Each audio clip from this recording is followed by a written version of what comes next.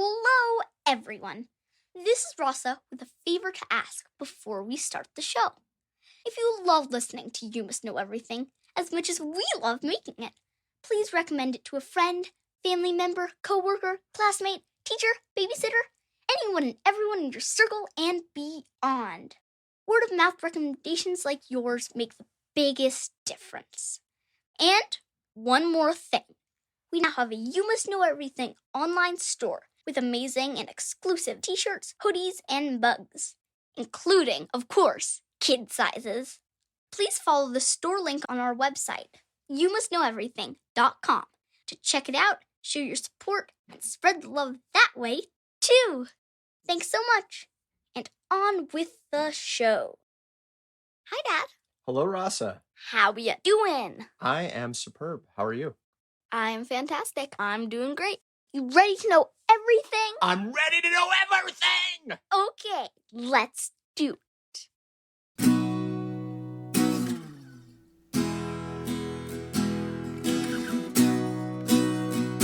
Today, I want to share with you a theory about Halloween candy. Halloween candy. Snickers, Kit Kats, lollipops, chewing gum. Tell me more.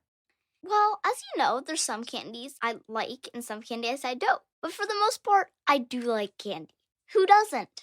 Well, I'm not the biggest fan of candy, but I do like Snickers bars when I freeze them, and Kit Kats, and peanut M&Ms, and okay, maybe I like candy after all. Yes, but because kids and adults like candy, grownups make a big mistake. Oh, what is our big error? They think that in kids' minds, Halloween's all about eating candy. But you guys do talk about it every day for hours and hours in the weeks leading up to Halloween. Yes, but it's not the candy that matters. It's the feeling. Rushing down the streets, eager to collect it. You know it. You're in this huge group of kids, and you all share this excitement from door to door, grabbing handfuls, running as fast as you can, maybe ripping your costumes a little. Oh, well, who cares?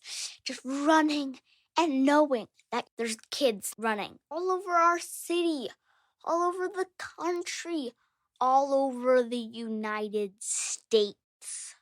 So what you're describing is a crazed, costumed kid mob. Exactly. It's being part of a group. If I went door to door by myself, even if people gave me candy, it wouldn't be any fun. Yeah, I can see each of you being flooded with excitement, emotion, greed, but in Adrenaline. in a happy way, though, in a way that the more, definitely the merrier. When there's 2 of you, it feels kind of thin. When there's 10 of you, it feels like you're getting going. And when there's just an absolute horde, That's what happens. the block fills up.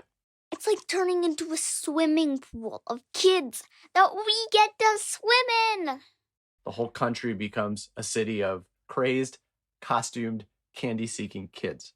Yes. And that's only my first favorite part about being with other kids. If it was really just about candy, I'd go lock myself in my room so nobody else could have any and eat it.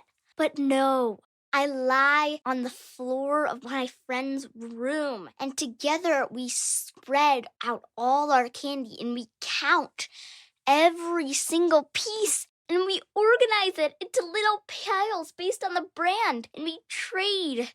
She hates Three Musketeers and loves Snickers. She got a bunch of Three Musketeers, but no Snickers.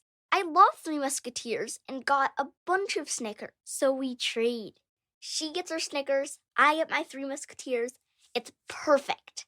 And then maybe her little sister will join. And sometimes that's annoying, but not on Halloween.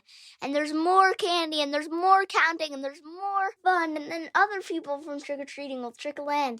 And soon, the entire floor will be covered with candy. And we don't even know who's whose. We just fill up our buckets. And it's a complete waste of time to have counted it and have sorted it because nobody knows how many pieces or what they have. It's completely disorganized and it's wonderful.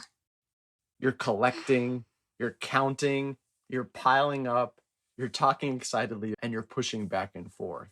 It's the gathering and then the swapping that seems to matter. Yeah, secretly, that's the best part. Is there an equivalent you see adults doing where there's the reason everyone thinks we're doing it, but really it's about following and joining the big river of the group? Probably, but I can't think of one. Can you? You're the resident expert on adults here. Well, this is going to be controversial, but what if it's our kids?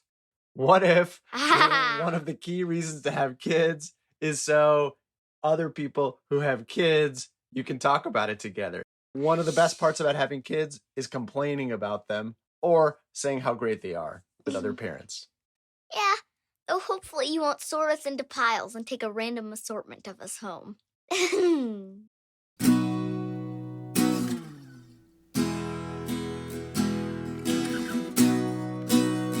Are you ready for today's poem? I am. Is it Halloween themed too? Yeah, it's a little scary, but that's okay for Halloween. It's called All Hallows by Louise Glück. Even now, this landscape is assembling. The hills darken. The oxen sleep in their blue yoke. The fields have been picked clean.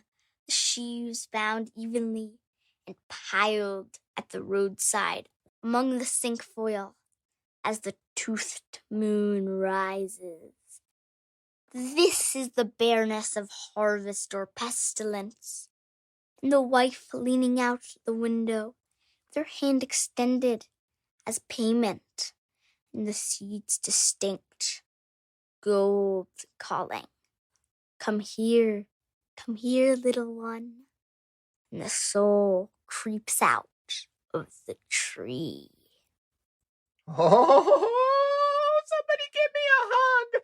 Don't worry, Dad. All Hallows by Louise Glück. Even now, this landscape is assembling. The hills darken. The oxen sleep in their blue yoke. The fields having been picked clean, the sheaves bound evenly and piled at the roadside among cinquefoil as the tooth moon rises. This is the barrenness of harvest or pestilence, and the wife leaning out the window with her hand extended as in payment, and the seeds distinct, gold, calling, come here, little one, and the soul creeps out of the tree. Ooh, it gives me shivers just hearing you read it. What do you picture? She says, even now, this landscape is assembling. What are the visual elements that she puts out in this poem? I picture the trees are bare. There's a couple of leaves on the ground. There's a full moon and gnarled black limbs swaying like hands. The hills darken. The oxen are asleep. The fields are picked clean. And this woman, she's leaning out the window with her hand extended in payment. And the seeds, she says, distinct and gold, are calling, come here, little one. What is happening there? I'm not quite sure. What do you think? I don't know. Is it a mom calling her kid home to say time to come in for trick-or-treating? But in this context, in this setting, in this day, all of a sudden it seems very witchly? Or is it, in fact, our trusted parents, our neighbors, all the friendly faces we usually have are transformed on this night into true evil? I don't know. It's giving me goosebumps just thinking about it, but in a good way. Why do you think it's fun to be scared? Whether it's Halloween, ghost stories, watching a scary movie? Well, depends on what type of scared you are. It is fun to be scared when you know it's not really real, but it still feels spooky. It's just spooky enough to be scary but thrilling. Sort of like it's fun to get cold, knowing you can run inside where there's a fire, where there's a warm coat, where Sure. there's a blanket to go under. Yeah. Say you're in a nightmare. Even if it's about the most ridiculous things, that feeling of being scared, it feels so real.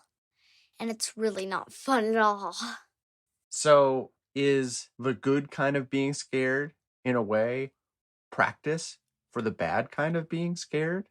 And we're testing ourselves out and we're saying, I can be scared and then be safe again.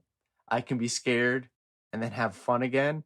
I can have something hard happen to me and wake up and realize it was just a nightmare, or it's something that really happened, but I can be happy again afterward either way.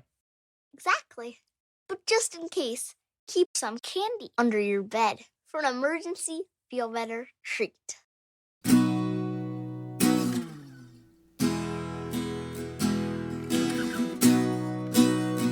Last segment of the show. Do you have a vexing question for me? Indeed, I do. This comes from a listener named Ella. I think she submitted a question a few months ago. She's back, and her question is short but vexing. Is there another version or other versions of Halloween? Oh, I'm intrigued. I'll look it up, get back to you and Ella.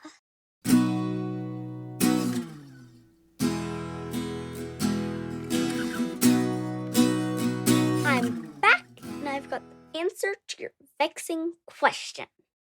The short answer is yes. There are many different versions of Halloween. Halloween is celebrated in so many different ways, in so many different countries. Halloween didn't even originate in the United States. It originated in Ireland. The name comes from the word All Hallows Eve and literally means hallowed evening. Sacred night? Yep. Here are a few Halloween-like celebrations. There's Samhain, which is in Ireland and Scotland. There's Day of Dracula in Romania. There's Kawasaki Halloween Parade in Japan. There's the Hong Kong Hungry Ghost Festival. And there's Aru Odo Festival in Nigeria. Those festivals and more are examples of different versions of Halloweens in different countries today. Wow. Do they all have trick-or-treating? Some of them do, some of them don't. Were there any you were jealous of? Oh, I have to say, the Day of Dracula in Romania sounded pretty fun. You get to stay in the castle where Dracula supposedly once lived, and there's food and festivities. Though, I have to admit, I still think our Halloween's the best. You Must Know Everything was produced by me, Rasa Smith, and him, Jeremy Smith. And the amazing music was by Furniture. Get cool You Must Know Everything merchandise, submit your own vexing questions, and listen to more than 50 previous episodes at our website, youmustknoweverything.com. Please rate, review, and share the show. And please tune in next time for everything you need to know.